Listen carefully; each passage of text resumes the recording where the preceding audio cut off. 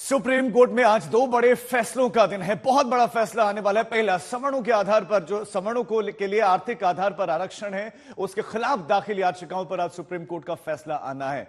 103वां constitutional amendment, उसको challenge किया गया है। तो दूसरा मामला झारखंड के मुख्यमंत्री हेमंत सोरेन से जुड़ा हुआ है। सुप्रीम कोर्ट आज दोनों ही मामलों में फैसला देगा। मुख्यमंत्री हेमंत सोरेन के खिलाफ केस चलेगा या फिर उनको राहत मिलेगी। सवर्णों के लिए आर्थिक आधार पर आरक्षण को लेकर आज सुप्रीम कोर्ट बड़ा फैसला सुनाएगा। चीफ जस्टिस यूयू ललित की अगुवाई वाले 5 जजों की bench EWS economically weaker section आरक्षण के संवैधानिक वैधता पर अपना फैसला सुनाएगी। 7 दिनों की लगातार सुनवाई के बाद सुप्रीम कोर्ट की स्पेशल बेंच ने 27 सितंबर को अपना फैसला सुरक्षित रख लिया था। 27 सितंबर को, और आज इस पर फैसला सुनाया जाएगा संभवतः 10:30 बजे। ईडब्ल्यूएस आरक्षण के खिलाफ दायर अर्जी में इस 10% आरक्षण को संविधान की मूल भावना के खिलाफ बताया गया। जो मूल स्ट्रक्चर है संविधान का, उस पर बताया जा रहा है कि यह दरअसल उसका उल्लंघन है, ये आरोप। अब अर्जी में आर्थिक आधार पर आरक्षण को भी चुनौती दी गई है कि आप कैसे दे सकते हैं। एससी, एसटी, ओबीसी को मिल रहा है, ऐसे में आप नहीं दे सकते हैं। तो 50% की जो लिमिट है वो क्रॉस हो रही है। सरकार ने 103वां संविधान संशोधन कर ईडब्ल्यूएस आरक्षण लागू किया था, जिसे कई संगठनों ने सीधे सुप्रीम कोर्ट में पहुंचकर चुनौती दे दी थी।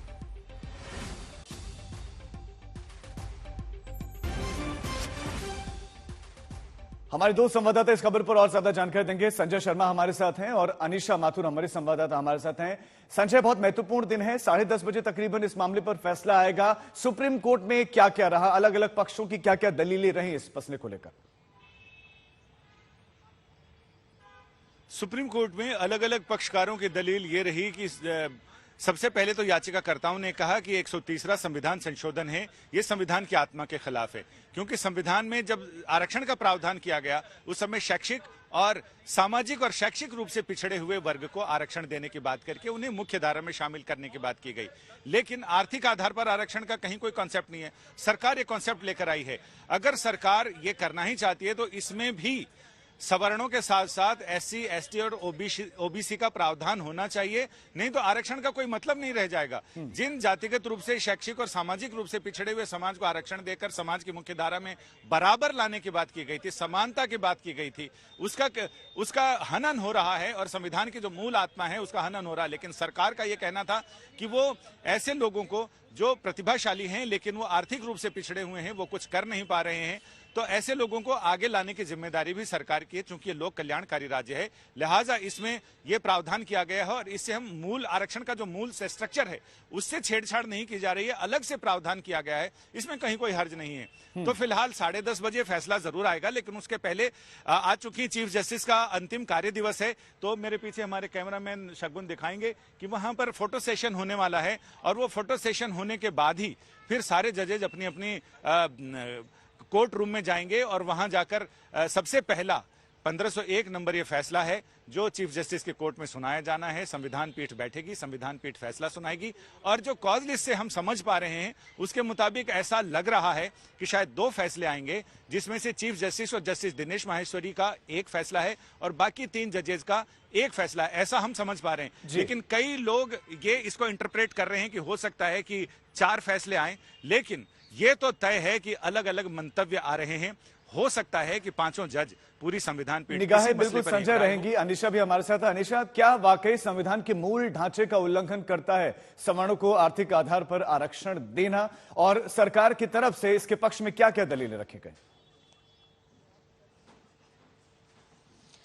देखिए, जैसे अभी संजय सर ने समझाया आपको, इस मुद्दे में 3 बड़ी बातें कही गई। एक कि आर्टिकल 15 और 16 जो है संविधान के जो अनुच्छेद 15 और 16 हैं, उसमें समानता की बात कही है, किसी पिछड़े वर्गों के उद्धार की बात कही गई है, और इंदिरा साहनी की जो जजमेंट है और साथ ही साथ रिजर्वेशन पे और भी कई जजमेंट्स आई हैं, उनमें साफ तौर पे कहा गया है कि अव्वल तो 50% से ज्यादा आप रिजर्वेशन दे नहीं सकते, और जो रिजर्वेशन है वो सिर्फ इकोनॉमिक क्राइटेरिया के मुद्दे पर नहीं हो सकती, वो socially, educationally and economically backward, यानी कि सोशली बैकवर्डनेस भी होनी चाहिए, आप पढ़ाई लिखाई में भी पिछड़े हों, आपके पॉलिटिकली सोशली पिछड़े हुए हों, और आप आपके पास पैसा भी ना हो, तब ये सभी क्राइटेरिया को साथ में रखना जरूरी है रिजर्वेशन के लिए। ये पहले की जजमेंट्स हैं।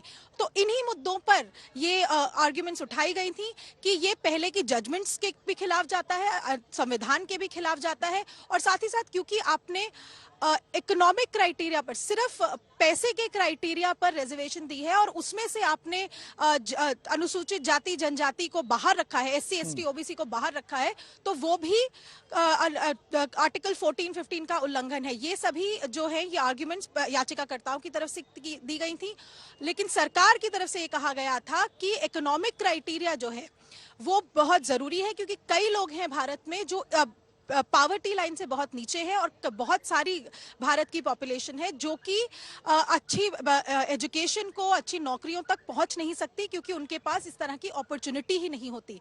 हालांकि ये भी याद रखिएगा कि जो 8 लाख इनकम क्राइटेरिया सरकार ने बनाया था, उस पर सुप्रीम कोर्ट ने स्वयं भी सवाल उठाए थे कि आपने ये क्राइटेरिया किस बूते पर बनाया है, किस क्राइटेरिया पर बनाया है कि 8 लाख का कट ऑफ जो आपने रखा है कि एनुअल इनकम परिवार की 8 लाख से कम होनी चाहिए।